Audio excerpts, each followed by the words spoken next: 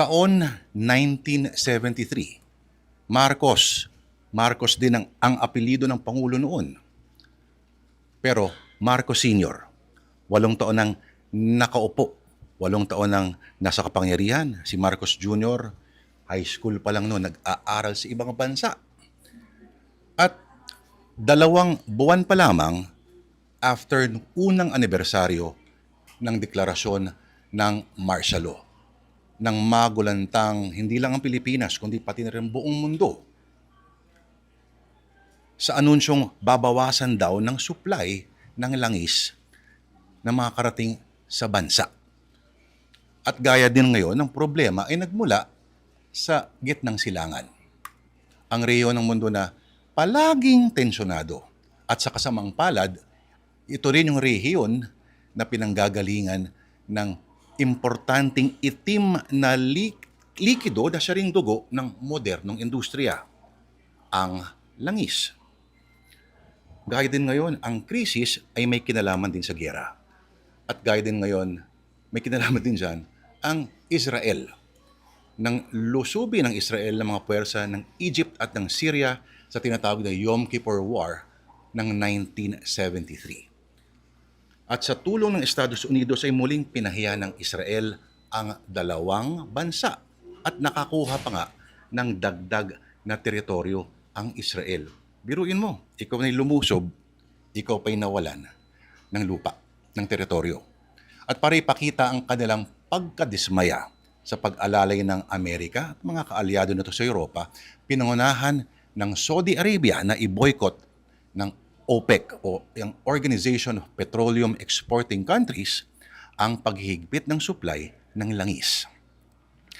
Ang 7 Arab countries na ito, Abu Dhabi, Algeria, Bahrain, Iraq, Kuwait at Libya. Collectively, ang mga bansang ito ang nagsusupply ng 80% ng langis sa Europa. At kailangan na ng langis nun, lalo na't paparating na ang taglamig, ang winter. At ang pagbabawas ng 26.5% sa produksyon ng oil ay magpapatuloy daw hanggang hindi naaayos ang gusot na may kinalaman ng Israel. Para sa mga Arabs, may 3 kategorya daw ang mga bansa sa puntong ito. Ang mga friendly, ang isa naman ang neutral, at ang pangatlo, supporters of Israel. In short, kalaban. Ibig sabihin, zero supply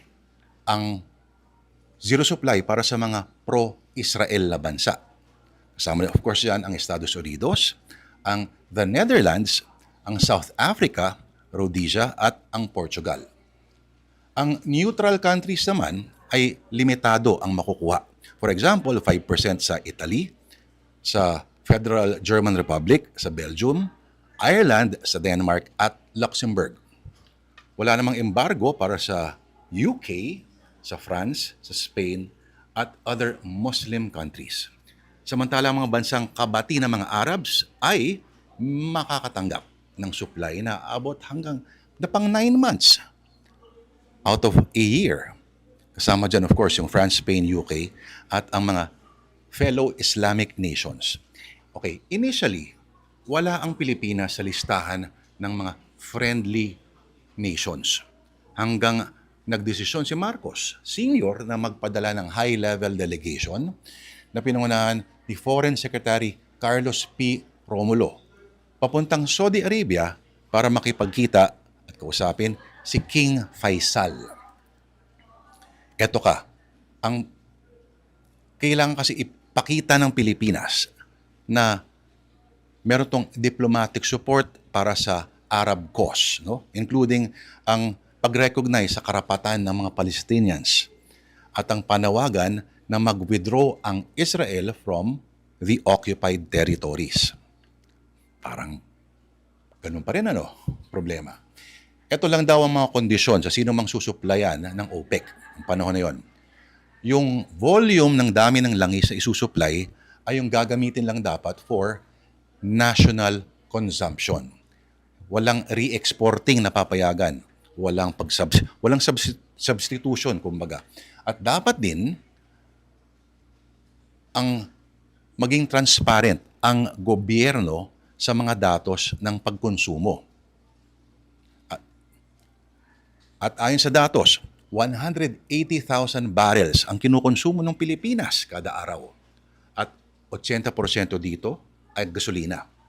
Tandaan ang world supply noon ay 5% ang binaba na nagresulta sa price increase ng 70%.